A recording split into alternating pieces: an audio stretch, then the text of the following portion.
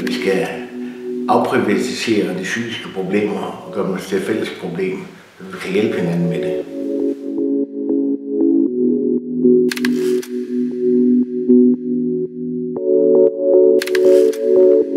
Man skal ikke lave teater for teaterets skyld. Man skal lave, fordi man har noget, man gerne vil sige.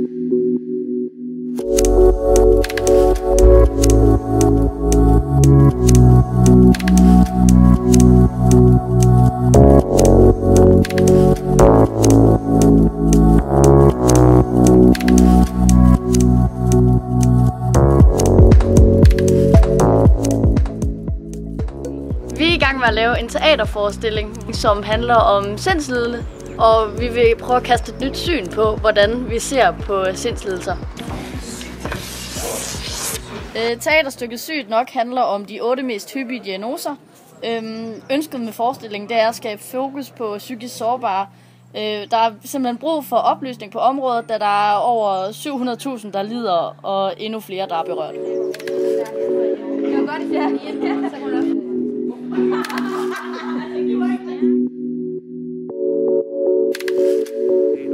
Det er jo en samsur med alle mulige kunstarter. Altså det kan være video, det kan være billedkunst, det kan være musik. Og derfor så har det også været vigtigt for os at have flere med her, der ikke kun er drama interesseret. Altså musikerne har det været vigtigt for os at have. Og så selvfølgelig også Tego, som arbejder med kostymer. Det er jo et kæmpe puslespil, der skal gå op sådan i en højere enhed, for det hele kommer til at fungere.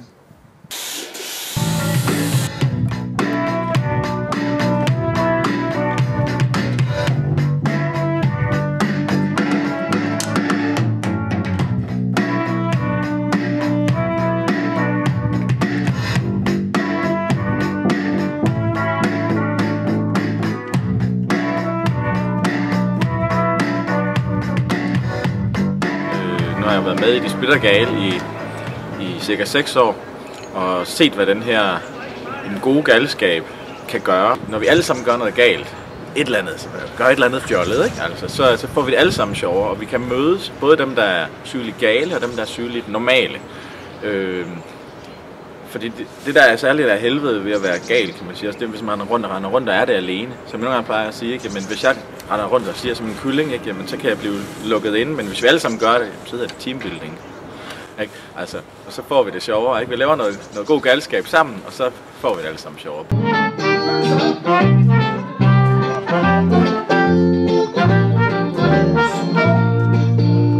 Det geniale ved at gøre det her, det er, at vi jo inddrager, vi tager jo 6 Splitter Gale med 6 personer, som der har erfaring direkte hands-on med det psykiatriske system. Nogle har været indlagt i flere omgange, nogle tager medicin og så videre. Når man tager dem med ind og laver sådan et stykke her sammen, så har man jo inviteret eksperterne indenfor. Man blotter sig på en eller anden facon, ikke? Også når man ligesom genererer stoffet her, når vi skal lave en forestilling. Man siger nogle ting, der måske er meget personlige. I've got a big red heart of stories just bursting to come out. Jamen det er ren terapi til selvforståelse. Og det er super spændende at få lov til at snakke med nogen, som kæmper med de her ting. Det kan godt være, at de er diagnostiseret, men derfor skal vi stadig se den på lige fod med os andre. Jo, men man skal se mennesket bag diagnosen, ikke? Det er jo et stort formål med det, at se, at der er et menneske bag den der skizofrene galning, ikke?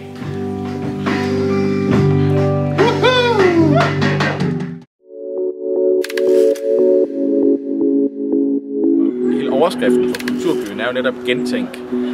Så hvis man bruger kulturen til at åbne op for, at vi kan gentænke for eksempel psykiatri, uddannelse, hvad kan virkelighedsnær læring? Hvordan kan vi frem mod 2017 lave en kulturproduktion, et kulturprojekt, hvor også de her sårbare mennesker får en kulturby, som de kan være stolte af og være med til at sætte et præg på og sige, jamen vi har faktisk også, og vi har også nogle ressourcer, og vi er mennesker ligesom alle mulige andre. Så det der kollektive, som vi ikke har ret meget af, hverken i vores uddannelse eller vores samfund, synes jeg er rigtig vigtigt i sådan en kollektiv produktion. Vi er jo faktisk 40 mennesker, som er ved at skrive det her stykke sammen, ved vores stemmer og vores kroppe og vores intellekt ind i det her rum. Og det sidste punkt, som jeg får sat når forestillingen er færdig. Det at sidde i rummet og opleve det, både i følelserne og i intellektet og i seksualiteten, eller hvad det må være, det synes jeg er rigtig stærkt, og det er det teater, det kan.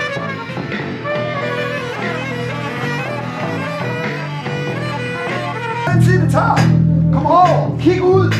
Knæk kroppen, når jeg står derovre! Og kig ud!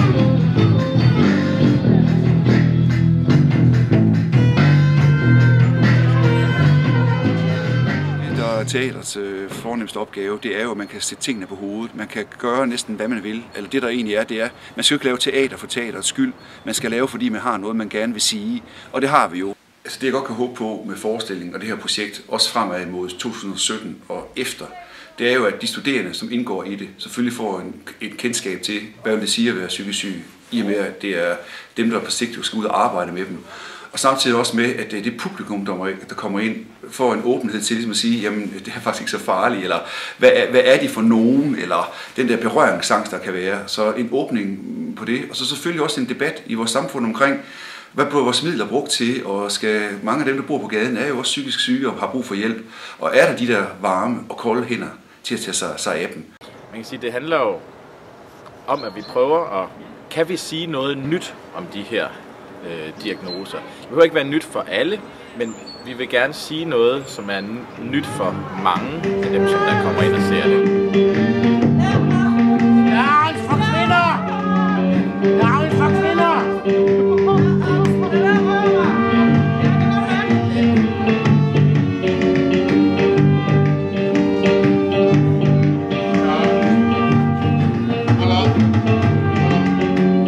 Og vi kan jo alle sammen komme i den situation, at vi bliver psykisk sårbare. Der kan være noget, der trigger det. Det ved vi jo ikke. Så de temaer, vi arbejder med, og de mennesker, vi arbejder omkring, har det jo, men det kan så ske for en af os.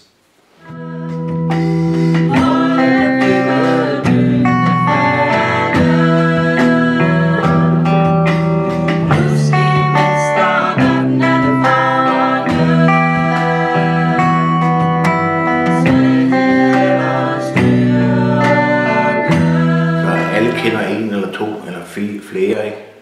Det har vi også kunnet se i processen med jeres studerende, ikke? Jamen, jeg har lige en moster, jeg har lige en far, jeg har lige en mor.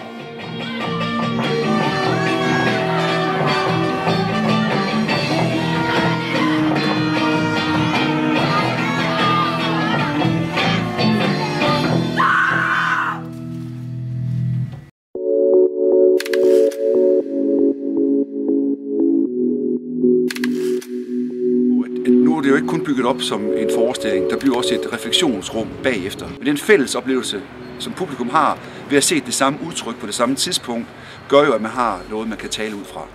Altså, vi vil have dem til at reflektere over noget, og på den måde blive klogere på sig selv og på livet.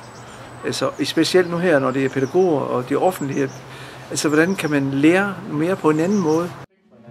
Respekt for dem fra spillergæld, respekt for socialrådgiversklæder, respekt for hinandens professioner. Jeg tror, respekten er så vigtig for hinandens professioner, og så nedlægge fordommene. Det er jeg rigtig glad for at se noget af det her, altså som borger i Aarhus, men også som politiker. Det du lige har sagt det der med fordomme, det har I også sagt. Man kan ikke finde ud af, hvem der er hvem. Hvem er den, der har en diagnose? Hvem er den, der er socialrådgiveren? Hvem er den, der er et eller andet? Og det er jo det fede ved kultur i virkeligheden. At vi pludselig får udglattet de der forskelle, der er mellem os. Altså, det er sgu da kultur, der rethinker. Jeg kom til at tænke på, kunne man lave det her nede på jobcenteret, i stedet for alle de der kontrolsamtaler, eller på psykiatrisk hospital på en af afdelingerne, i stedet for stuegang og samtaler med lægen og sygeplejersken, kunne man så lave sådan et projekt her i 14 dage? Ja, det går for tæt på mine følelser, også mit tabu. Og så var jeg jo nødt til at tage herud. Og I gik endnu tættere på, end jeg havde forestillet mig. Og jeg synes, det var fabelagtigt godt. Så fantastisk godt. Det der med at delagtiggøre alle mennesker i, hvad skal man sige, noget, der kommer os alle sammen ved, ikke? At alle rummer nogle af alle de ting, og nogle gange bliver det til en sygdom, men det egentlig også er nogle tilstande, som er i alle mennesker, og derfor bliver vi alle sammen berørt. Og ja, tak. Jeg har oplevet rigtig meget smerte omkring mennesker i mit liv, og pædagoger og indlæggelser og alt muligt. Så det har været virkelig helende for mig at være med her og fortælle om min store historie, og så bare blive modtaget skide godt. Super. Jeg startede for 2,5 uger siden på det her teater. Der kunne jeg faktisk ikke rejse mig fra en stol. Det kan jeg godt i dag.